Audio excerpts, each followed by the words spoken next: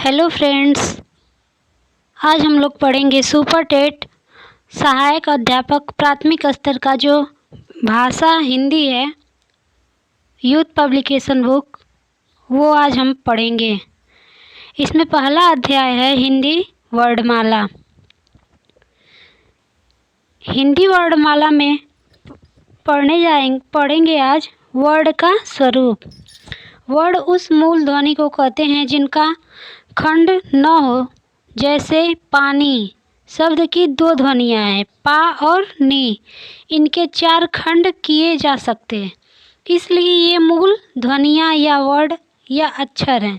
संक्षेप में वर्ण वह छोटी से छोटी ध्वनि है जो कान का विषय है और जिनके टुकड़े नहीं किए जा सकते। वर्ण हमारी उच्चरित भाषा या वाणी की सबसे छोटी इकाई हैं। इन्हीं इकाइयों को मिलाकर शब्द समूह और वाक्यों की रचना होती है। स्पष्ट है कि वर्ण और उच्चारण का बड़ा ही गहरा संबंध है। एक को दूसरे से अलग नहीं किया जा सकता है। मूलतः हिंदी में 52 वर्ण हैं। वर्णों के उच्चारण समूह को वर्णमाला कहते हैं। वर्ण के दो भेद होते हैं। पहला होता है स्वर, दूसरा होता है व्यंजन। स्वर में होज आ जाएंगे अ, आ, ई, उ, री, ए, ओ, औ। और व्यंजन में आ जाएंगे क से लेके म तक। और क से लेके अंग तक को क वर्ग कहते हैं, वर्ग कहेंगे। और च से लेके इया तक च वर्ग कहेंगे। ट से लेके अड़ा तक ट वर्ग कहेंगे। त से लेके न तक त वर्ग कहेंगे। प से लेके म तक प वर्ग कहेंगे। अंतस्त्य व्यंजन जो होते हैं, इनमें य, र, ल, व आ जाएंगे। उसमें व्यंजन में बड़ा ये दंत स, मूर्धन्य स, तालव्य स, दंत स, तालव्य स, मूर्धन्य स, दंत स और ह आएंगे। संयुक्त व्यंजन 4 आएंगे, छ, त्र, ज्ञ, स्र। द्विगु व्यंजन में ढ, ड़, ढ। अनुस्वार में अंग और विसर्ग में अ आएंगे। हिंदी के वर्ण उच्चारण के दो प्रमुख तत्व हैं, स्वर और व्यंजन। व्यंजनों के निर्माण में इन दोनों का योग रहता है।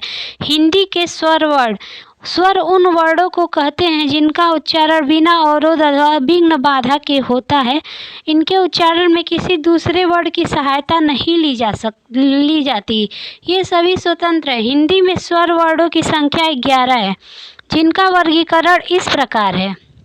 ह्रस्व स्वर अ, ई, उ, री। दीर्घ स्वर में आ जाएंगे आ, ई, उ। संयुक्त स्वर में ए, ऐ, ओ, औ। हिंदी के व्यंजन वर्ण। व्यंजन वर्ण वे हैं जिनका उच्चारण स्वरों की सहायता से होता है।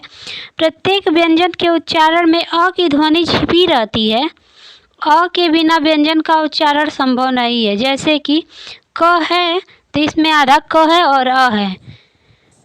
ख है तो इसमें आधा ख है और फिर अ है। व्यंजन वह ध्वनि है जिसके उच्चारण में भीतर से आती है, जिनके उच्चारण में भीतर से आती हुई वायु मुख से में कहीं न कहीं और किसी न किसी रूप में बाधित होती है। स्वर वर्ण स्वतंत्र और व्यंजन वर्ण स्वर पर आश्रित हैं। हिंदी में व्यंजन वर्णों की संख्या 33 होती है और इनको निम्नलिखित श्रेणियों में बांटा गया है। स्पर्श, अंतस्थ और ऊष्म। स्पर्श व्यंजन में ये कंठ, तालु, मूर्धा, दंत और ओष्ठ स्थानों के स्पर्श से बोले जाते हैं। इन्हीं से इन्हें स्पर्श व्यंजन कहते हैं। इन्हें हम वर्गीय व्यंजन भी कहते हैं, क्योंकि ये उच्चारण स्थान की अलग अलग एकता लिए हुए वर्गों में विभक्त है। इस जाति के 5 व्यंजनों के 5 वर्ग बना लिए गए हैं। उदाहरण जैसे क वर्ग में क से लेके अंग तक आएंगे, ये कंठ से उच्चारित होते हैं। च वर्ग में च से लेके य तक आएंगे, ये तालु से उच्चारित होते हैं। ट वर्ग में ट से लेके अड़ तक आए, ये मूर्धा से उच्चारित होते हैं।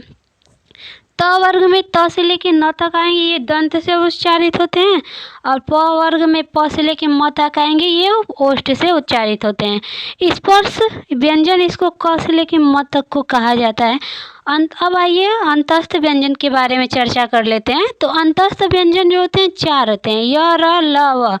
इनका जो उच्चारण होता है जीभ, तालु, दंत, दांत और ओठों के परस्पर सटाने से होता है, किंतु कहीं भी पूर्ण स्पर्श नहीं होता। इनकी संख्या 4 होती है, य, र, ल, व। ऊष्म व्यंजन इनकी संख्या 4 होती है। ऊष्म व्यंजनों का उच्चारण एक प्रकार की रगड़ या घर्षण से उत्पन्न ऊष्म वायु से होता है। स, स, स, ह। अल्प प्राण और महाप्राण के बारे में आइए चर्चा कर लेते हैं। उच्चारण में वायु प्रक्षेप की दृष्टि से व्यंजनों के 2 भेद हैं, अल्प प्राण और महाप्राण। जिनके उच्चारण में श्वास पूरब से अल्प मात्रा में निकले और जिनमें हकार जैसी ध्वनि नहीं होती है, उन्हें अल्प प्राण कहते हैं। प्रत्येक वर्ग का पहला, तीसरा और 5वां वर्ण जो होता है वो अल्प प्राण में आ जाता है। अल्प प्राण व्यंजन होते हैं जैसे क, ग, अंग, च, ज, इ, ट, ड, अड़, त, द, न, प, ब, म। अंतस्थ व्यंजन भी आ जाएंगे इसी अल्प प्राण में, य, र, ल, व। ये भी अल्प प्राण में ही आते हैं। महाप्राण व्यंजनों के उच्चारण में हकार जैसी ध्वनि विशेष रूप से रहती है और श्वास अधिक मात्रा में निकलती है। ये प्रत्येक वर्ग का दूसरा और चौथा वर्ण तथा समस्त ऊष्म वर्ण महाप्राण के अंतर्गत आते हैं, जैसे ख, घ, छ, झ, ठ, ढ, थ, थ, फ, भ और स, स, स, ह। संक्षेप में अल्प प्राण वर्णों की अपेक्षा महाप्राणों में प्राणवायु का उपयोग अधिक और श्रम पूर्वक करना पड़ता है। आइए और घोष और अघोष व्यंजन के बारे में चर्चा कर लेते हैं। नाद की दृष्टि से जिन व्यंजन वर्णों के उच्चारण में स्वर तंत्रियां झंकृत होती हैं वे घोष, और जिनमें ऐसी झंकृति नहीं रहती वे अघोष कहलाते हैं। घोष में केवल नाद का उपयोग होता है, जबकि अघोष में केवल श्वास का। उदाहरण के लिए अघोष में क, ख, च, छ, ट, ठ, त, थ, प, फ, स, स आ जाएंगे। और घोष वर्ण में प्रत्येक वर्ग का तीसरा, चौथा और 5वां वर्ण सारे घोष में आएंगे और सभी स्वर वर्ण और य, र, ल और ह भी आ जाएंगे घोष वर्ण में। आइए कुछ महत्वपूर्ण क्वेश्चनों पर चर्चा कर लेते हैं। ट वर्ग किस प्रकार के व्यंजन है? तो ट वर्ग जो है मूर्धन्य व्यंजन है। अर्धस्वर इसमें क्या हो जाएगा? तो इसमें पहला ऑप्शन सही हो जाएगा, य, व अर्धस्वर हो जाएगा। अयोगवाह किसको कहा जाता है? तो अयोगवाह विसर्ग को कहा जाता है। अयोगवाह कहा जाता है इसमें। चौथा क्वेश्चन में देखिए, अयोगवाह अनुस्वार और विसर्ग को अयोगवाह कहा जाता है, तो ऑप्शन बी सही होगा। 5वां क्वेश्चन को देखते हैं। वर्णों के उस समूह को जिससे कोई निश्चित अर्थ निकलता उसे क्या कहते हैं? तो उसे शब्द कहेंगे। इसमें पहला सही हो जाएगा। 6वां क्वेश्चन देखिए, निम्न में से कौन सा अमात्रिक है? तो इसमें अमात्रिक कौन सा है? कारखाना में भी मात्रा है, अमिताभ में भी मात्रा है, चाचाना में भी मात्रा है, लेकिन कलरव देखिए, कलरव में कोई मात्रा नहीं, यही अमात्रिक शब्द हो जाएगा। तो 6वां वाला क्वेश्चन में सी ऑप्शन सही होगा। ओके। 7वां आप क्वेश्चन देखिए, जो अंग है उसका उच्चारण स्थान नासिक होता है। ये इसका उच्चारण नाक से होता है, इसलिए इसे नासिक इसका उच्चारण स्थान हो जाएगा। पहला ऑप्शन सही होगा। अंग 8वां का देखिए, घ का जो उच्चारण स्थान कौन सा होगा? तो कंठ।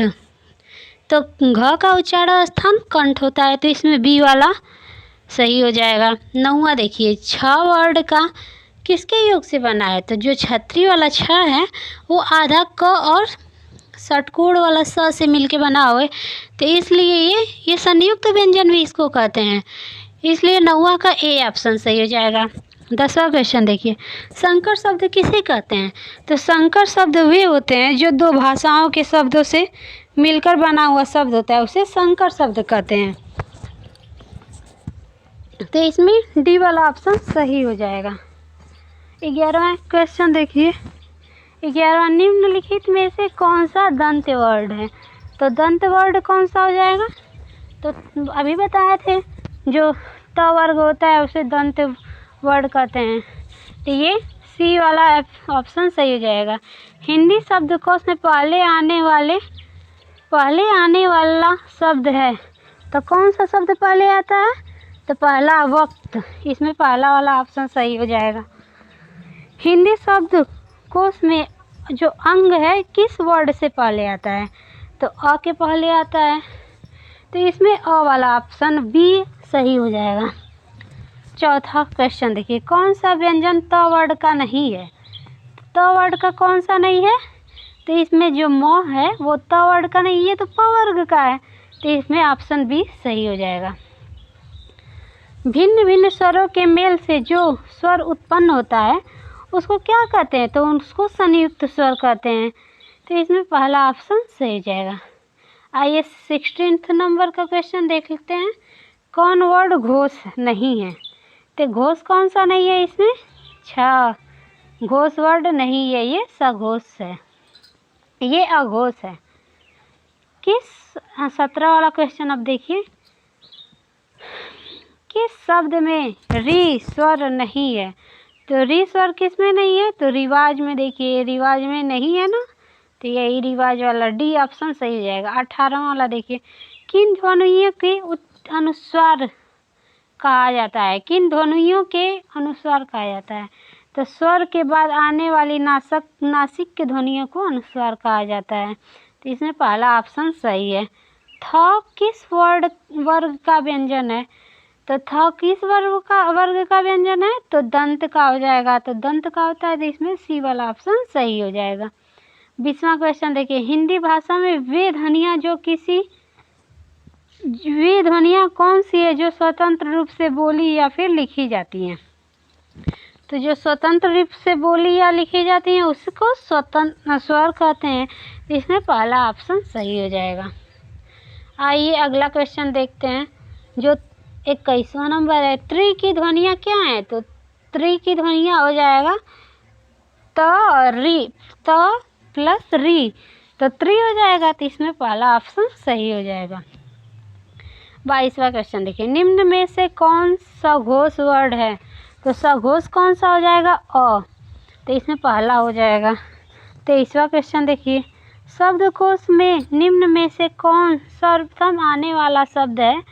तो प्याऊँ, इसमें पहला सही हो जाएगा। 24वां क्वेश्चन देखिए, ज्ञ का वर्णमाला में माना जाता है, तो ज्ञ को वर्णमाला में संयुक्त व्यंजन माना जाता है, पहला ऑप्शन सही हो जाएगा। ये सभी क्वेश्चन हम पहले जो पढ़ाए हैं उसमें सब ये क्वेश्चन था, ध्यान से पढ़िए आप लोग, सुपर टेट के लिए बहुत ही इम्पोर्टेंट है।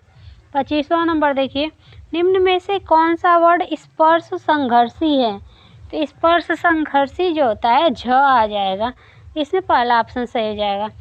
निम्नलिखित 26वां देखिए, निम्नलिखित में से कौन सा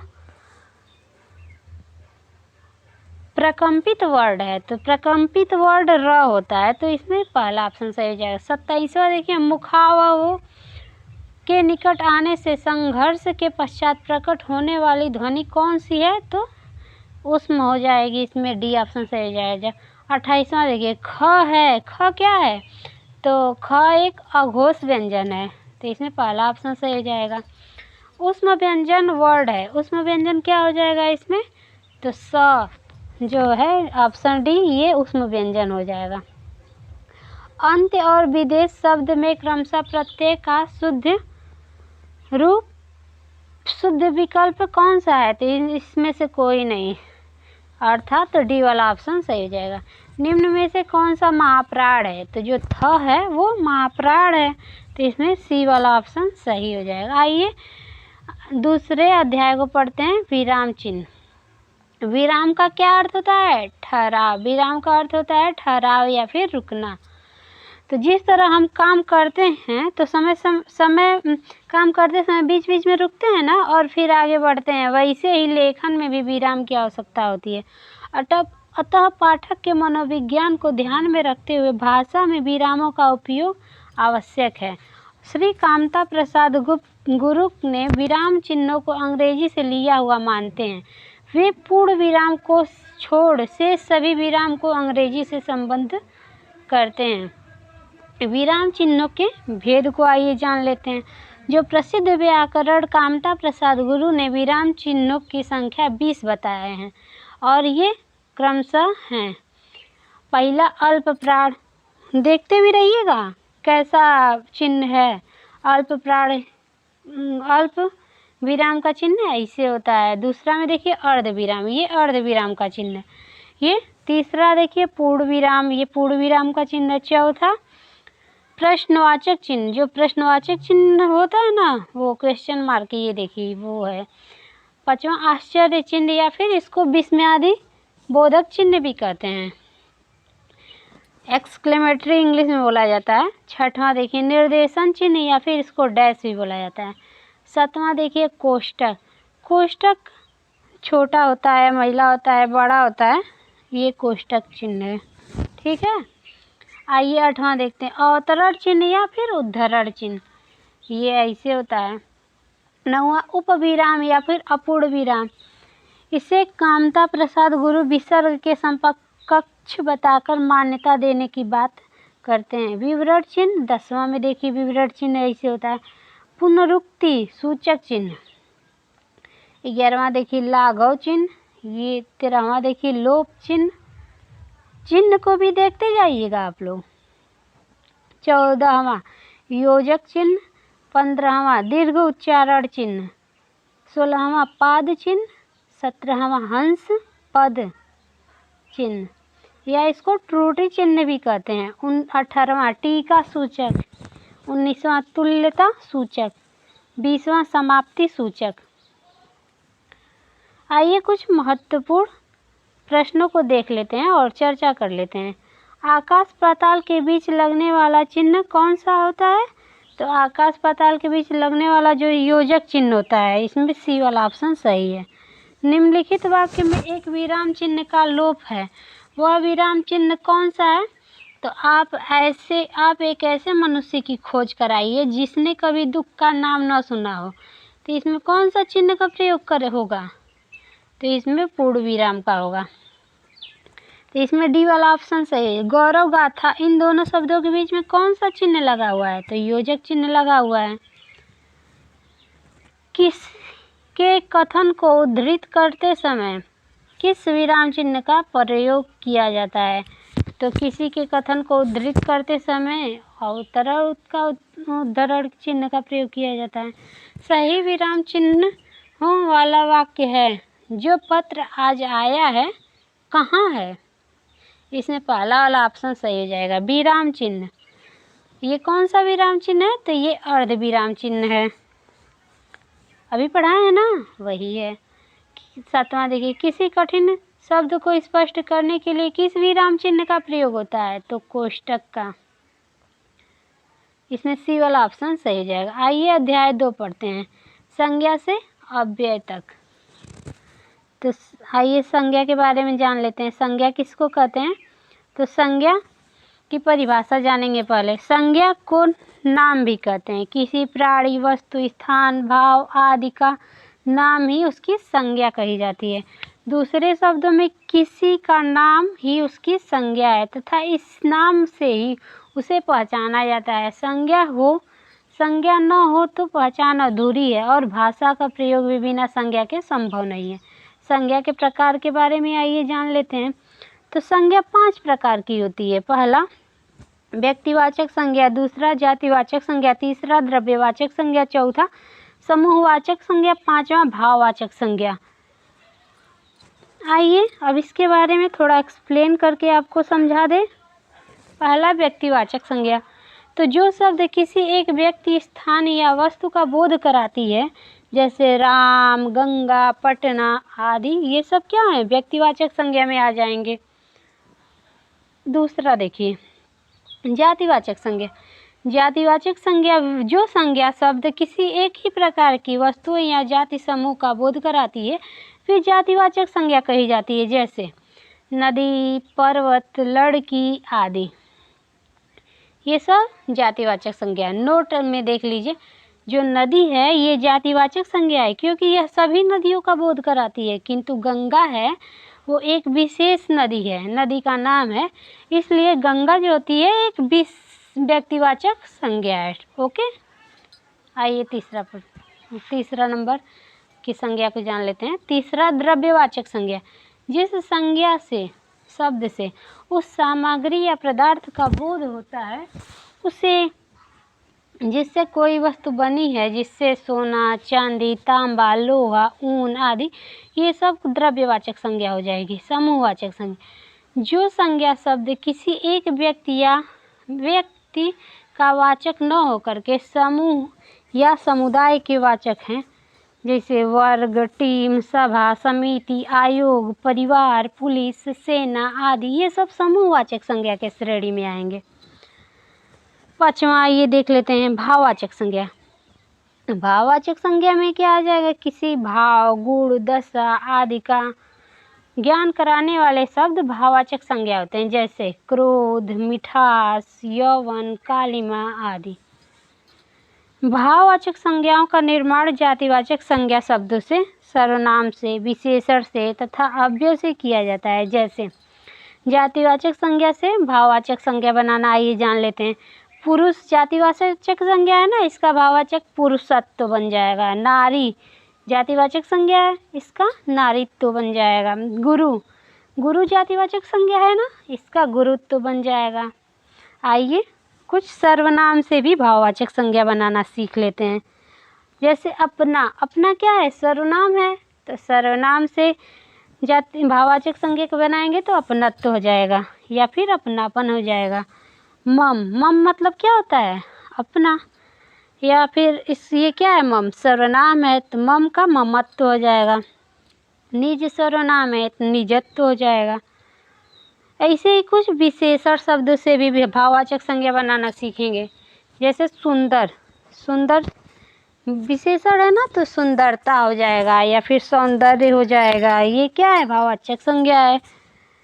वीर क्या है? विशेषण है, तो विशेषण से वीरता हो जाएगा, वीरत्व हो जाएगा। धीर क्या है? विशेषण है, तो धैर्य हो जाएगा, धीरता हो जाएगा। ललित क्या है? विशेषण है, लालित्य हो जाएगा। अब आइए अव्यय से भाववाचक संज्ञा बनाना सीखेंगे हम लोग। जैसे दूर क्या है? अव्यय शब्द है ना, तो दूरी हो जाएगा भाववाचक संज्ञा। निकट तो निकटता हो जाएगा भाववाचक संज्ञा। नीचे तो नीचाई हो जाएगा। रुकना तो रुकावट हो जाएगा। थकान तो थकावट हो जाएगा। ओके, अब संज्ञा का पद परिचय पढ़ेंगे। वाक्य में प्रस्तुत शब्दों का पद परिचय देते समय संज्ञा उसके भेद, लिंग, वचन, कारक एवं अन्य पदों से उसका संबंध बनाना चाहिए। जैसे राम ने रावण को मारा, राम ने रावण को बाण से मारा, तो इसमें राम क्या है? राम संज्ञा है। कौन सी संज्ञा है? तो व्यक्तिवाचक संज्ञा है। कौन सा लिंग है? तो पुल्लिंग है। कौन सा वचन है? तो एक वचन है। कौन सा कारक है? तो कर्ता कारक है। मारा क्या है? तो क्रिया का कर्ता है। दूसरा देखिए, रावण क्या है? संज्ञा है। कौन सी संज्ञा है? तो व्यक्तिवाचक संज्ञा है। कौन सा लिंग है? तो पुल्लिंग है। कौन सा वचन है? तो एक वचन है। कौन कर्म कारक है? मारा क्रिया का कर्म है। वाड़ कौन सा शब्द? संज्ञा है, जातिवाचक संज्ञा है। कौन सा लिंग है? तो पुल्लिंग है। कौन सा वचन है? तो एक वचन है। कौन सा कारक है? तो करण कारक है। करण कारक क्यों होगा? क्योंकि बाढ़ से मारा, तो करण में से होता है ना, तो इसलिए। मारा क्रिया का साधन है। नोट, पद परिचय में वाक्य के प्रत्येक पद को अलग अलग करके उसका ऋणिक स्वरूप बताते हुए अन्य पदों से उसका संबंध बताना पड़ता है। इसे अन्वय भी कहते हैं। संज्ञा का रूप परिवर्तन लिंग वचन कारक के अनुरूप होता है, अतः इन पर भी विचार करना आवश्यक है। लिंग के बारे में आइए चर्चा कर लेते हैं। लिंग का शाब्दिक अर्थ है चिन्ह। शब्द के जिस रूप से यह जाना जाए कि वर्णित वस्तु या व्यक्ति पुरुष जाति का है या फिर स्त्री जाति का है, उसे लिंग कहते हैं। लिंग के द्वारा संज्ञा, सर्वनाम, विशेषण आदि शब्दों की जाति का बोध होता है। हिंदी में 2 लिंग हैं, स्त्रीलिंग और पुल्लिंग। हिंदी में लिंग निर्धारण स्वरूप के आधार पर होता है और प्रयोग के आधार पर होता है और अर्थ के आधार पर होता है।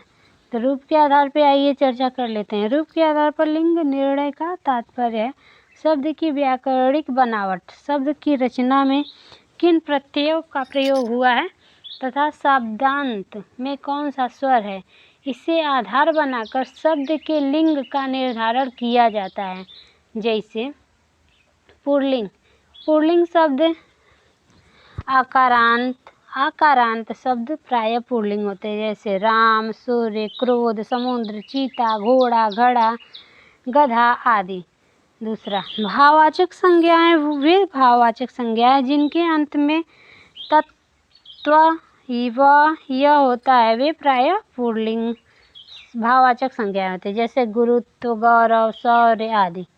जिन शब्दों के अंत में पाप, पन, आवा, खाना जुड़े होते हैं, वे भी प्राय पुल्लिंग होते हैं, जैसे बूढ़ापा, मोटापा, बचपन, घुमाव, भुलावा, पागल खाना, ये सब पुल्लिंग में आ जाएंगे। स्त्रीलिंग, आकारांत शब्द स्त्रीलिंग होते हैं, जैसे लता, रमा, ममता। इकारांत शब्द भी प्राय स्त्रीलिंग होते हैं, रीति, तिथि, हानि, किंतु। इसके अपवाद भी हैं, कवि, कपि, रवि पुल्लिंग है। इकारांत शब्द भी प्राय स्त्रीलिंग होते हैं, जैसे नदी, टोपी, रोटी, किंतु अपवाद भी हैं, जैसे हाथी, दही, पानी, ये सब क्या है, पुल्लिंग है। चौथा, आई, इया, आवट, आहत, ता, इमा प्रत्यय वाले शब्द भी स्त्रीलिंग होते हैं, जैसे लिखाई, डिबिया, मिलावट, घबराहट, सुंदरता, महिमा। स्त्रीलिंग प्रत्यय, पुल्लिंग शब्द को स्त्रीलिंग बनाने के लिए कुछ प्रत्ययों को शब्द में जोड़ा जाता है, जिन्हें स्त्रीलिंग प्रत्यय कहते हैं। ई, बड़ा, बड़ी, छोटा, छोटी, भला, भली, इनी, योगी, योगिनी, कमल, कमलिनी, धोबी, धोबिनी, धोबिन, तेली, तेलिनी प्रत्यय। मोर, मोरनी, चोर, चोरनी, जेठ, जेठानी, देवर, देवरानी, ठाकुर, ठकुराइन, पंडित, पंडिताइन, बेटा, बिटिया, लोटा, लुटिया। प्रयोग के आधार पर आइए जान लेते हैं। प्रयोग के आधार पर लिंग निर्णय के लिए संज्ञा शब्द के साथ प्रयुक्त विशेषण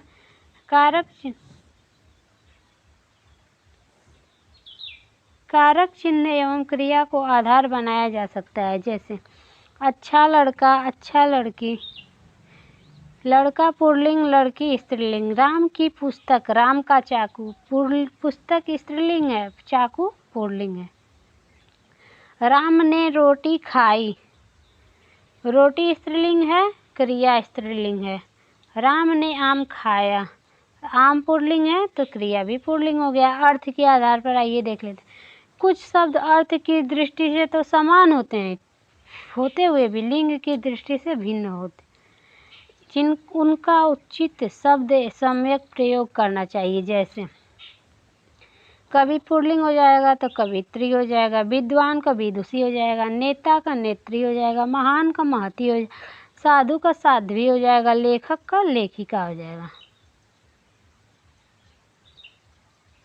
उपर्युक्त शब्दों का सही प्रयोग करने पर शुद्ध वाक्य बनता है। जैसे आपकी महान कृपा होगी, ये अशुद्ध वाक्य। इसकी शुद्ध वाक्य क्या हो जाएगा, आपकी महती कृपा होगी, ये शुद्ध वाक्य हो जाएगा।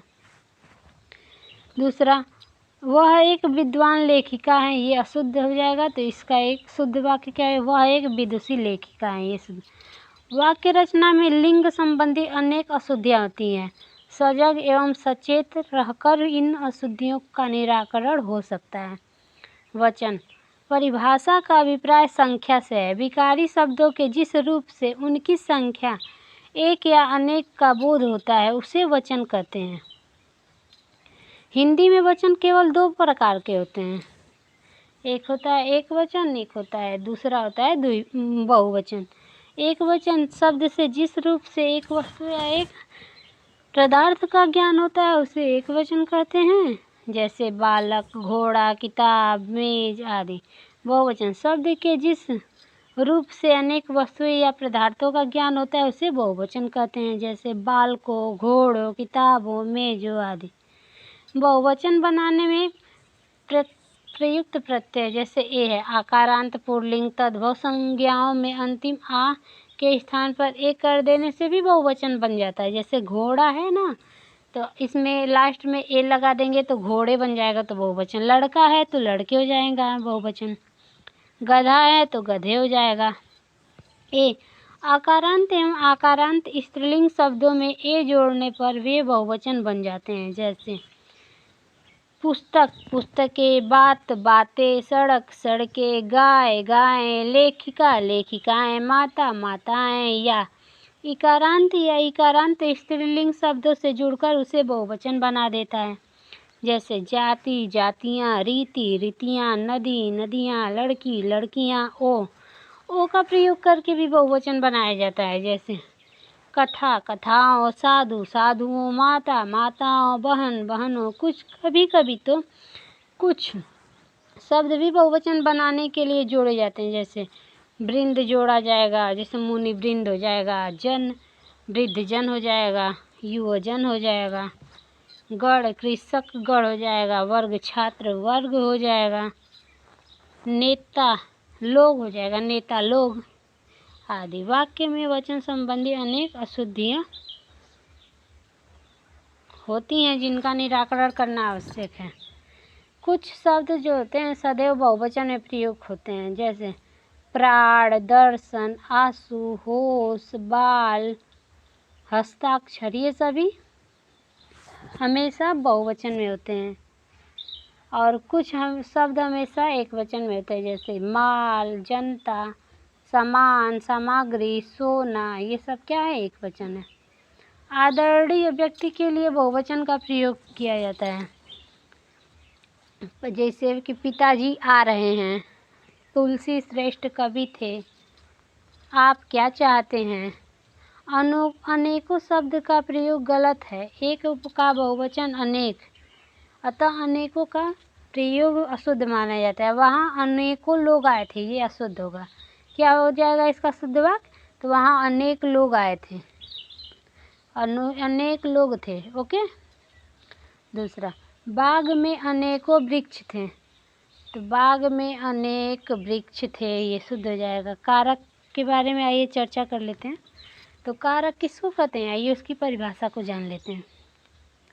संज्ञा या सर्वनाम का वाक्य के अन्य पदों, विशेषता, क्रिया से जो संबंध होता है उसे कारक कहते हैं। जैसे राम ने रावण को बाण से मारा। इस वाक्य में राम क्रिया मारा का कर्ता है, रावण इस मारा क्रिया का कर्म है, बाण से क्रिया द्वारा संपन्न की गई था, वाण क्रिया का साधन होने से करण है। कारक एवं कारक चिन्ह।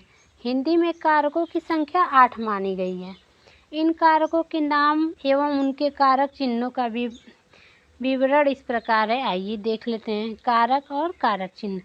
पहला, कर्ता ने कर्म को करण से के द्वारा संप्रदान को के लिए संपादान से अलग होना, संबंध का की के रारी रे अधिकरण मैं पै पर संबोधन हे वो रे। करण और अपादान में अंतर, आइए जान लेते हैं।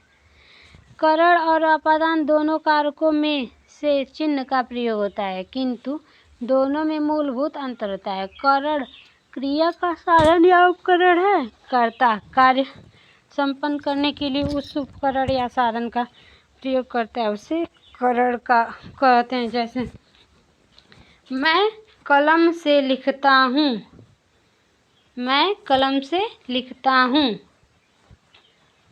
यहाँ कलम लिखने का उपकरण है, अतः जो कलम शब्द का प्रयोग करण कारक में हुआ है। आपादान में अलगाव का भाव निहित होता है। जैसे पेड़ से पत्ता गिरा में आपादान कारक हो जाएगा।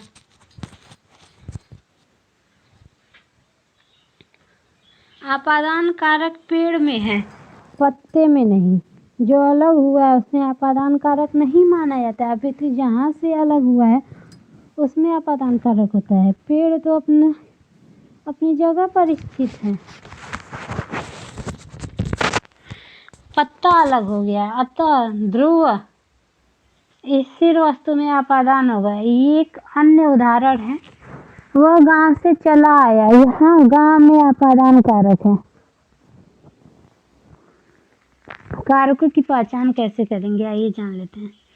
तो कारकों की पहचान कारक चिन्हों से की जाती है। कोई शब्द किस कारक में प्रयुक्त है यह वाक्य के अर्थ पर निर्भर है। सामान्यतः कारक निम्न प्रकार पहचाने जाते हैं। कर्ता, क्रिया को संपन्न करने वाला को कर्ता कहते हैं। कर्म, क्रिया से प्रभावित होने वाला कर्म होता है। कारण, क्रिया का साधन या उपकरण। संप्रदान, जिसके लिए कोई क्रिया संपन्न की जाए उसे संप्रदान। आपादान, जहाँ अलगाव हो वहाँ ध्रुव या स्थिर में आपादान होगा। संबंध, जहाँ दो पदों का पारस्परिक संबंध बताया जाए, संबंध। अधिकरण, जो क्रिया के आधार, स्थान, समय, अवसर आदि का बोध कराए, अधिकरण। संबोधन, किसी को पुकार कर संबोधित किया जाए, संबोधन। वाक्य में कारक संबंधी अनेक अशुद्धियाँ होती है, जो इनका निराकरण करके वाक्य को शुद्ध बनाया जाता है। जैसे तेरे को कहाँ जाना है, तो इसका शुद्ध वाक्य क्या हो जाएगा, तुमको कहाँ जाना है। वह घोड़े के ऊपर बैठा है, तो इसका शुद्ध वाक्य वह घोड़े पर बैठा है। रोगी के द्वारा दाल खाई गई, तो क्या हो जाएगा इसका, तो मैं कलम के साथ लिखता हूँ।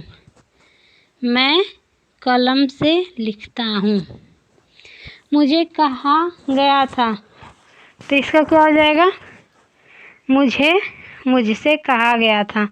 लड़का मिठाई को रोता है, तो इसका हो जाएगा शुद्ध वाक्य, लड़का मिठाई के लिए रोता है। सतवां, इस किताब के अंदर इस किताब में बहुत कुछ है। आठवां, मैंने आज पटना जाना है, इसका शुद्ध वाक्य मुझे आज पटना जाना है। नौवां, तेरे को मेरे से क्या लेना देना, तुझे मुझसे क्या लेना देना। 10वां, उससे कह दो कि भाग जाए, तो इसका शुद्ध उससे कह दो कि भाग जाए। 11वां, सीता से जाकर कह देना, तो सीता से जाकर कह देना। तो बड़ा तुमसे कोई काम नहीं हो सकता, तुमसे कोई काम नहीं हो सकता। मैं पत्र लिखने को बैठा, मैं पत्र लिखने के लिए बैठा। मैंने राम को यह बात कह दी थी, मैंने राम से यह बात कह दी थी। इन दोनों घरों में एक दीवार है, इन दोनों घरों के बीच एक दीवार है। आइए सर्वनाम के बारे में चर्चा कर लेते हैं। सर्वनाम क्या होता है, तो परिभाषा से शुरू करते हैं। संज्ञा के स्थान पर प्रयुक्त होने वाले शब्दों को सर्वनाम कहते हैं। जैसे मैं, तुम, हम, वे, आप आदि शब्द सर्वनाम है। सर्वनाम का शाब्दिक अर्थ होता है सबका नाम। ये शब्द किसी व्यक्ति विशेष के द्वारा प्रयुक्त न होकर सबके द्वारा प्रयुक्त होते हैं तथा किसी एक का नाम न होकर सबका नाम होते हैं।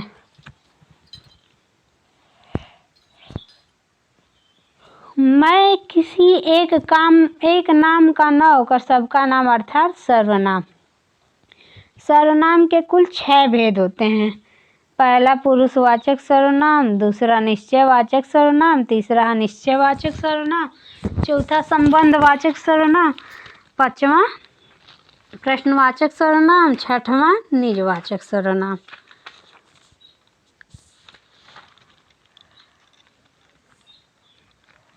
सर्वनाम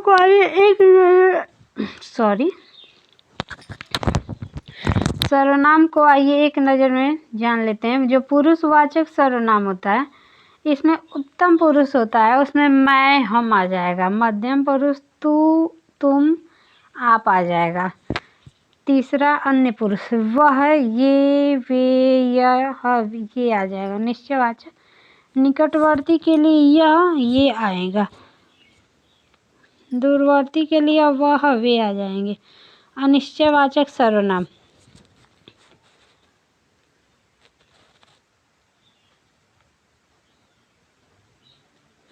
प्राणिबोधक कोई, वस्तुबोधक कुछ, संबंधवाचक जो सो, सब प्रश्नवाचक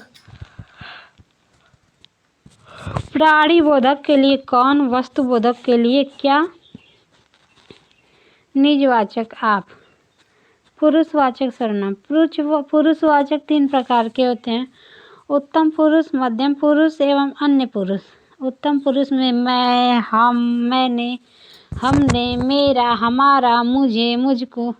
मध्यम पुरुष तू, तुम, तुमने, तुझे, तूने, तुम्हें, तुमको, तुमसे, आपने, आपको। अन्य पुरुष में आ जाएगा यह, वह, ये, वे, ये, इन, उन, उनको, उनसे, इन्हें, उन्हें, इससे, उसको। ये अन्य पुरुष में आ जाएगा।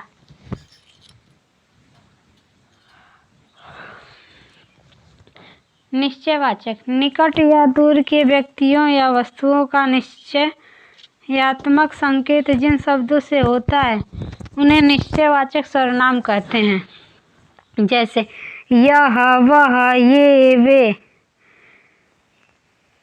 उदाहरण देख लीजिए, यह मेरी पुस्तक है, वह उनकी मेज है, ये मेरे हथियार हैं, वे तुम्हारे आदमी हैं। अनिश्चयवाचक जिन सर्वनामों से किसी निश्चित वस्तु का बोध नहीं होता उन्हें अनिश्चयवाचक सर्वनाम कहते हैं। जैसे कोई, कुछ, कोई आ गया तो क्या करोगे, उसने कुछ नहीं लिया। संबंधवाचक सर्वनाम जिस सर्वनाम से किसी दूसरे सर्वनाम से संबंध स्थापित किया जाए उसे संबंधवाचक सर्वनाम कहते हैं। जैसे जो आया है सो जाएगा, यह ध्रुव सत्य है। हाँ ना नेटवर्क ना रुपया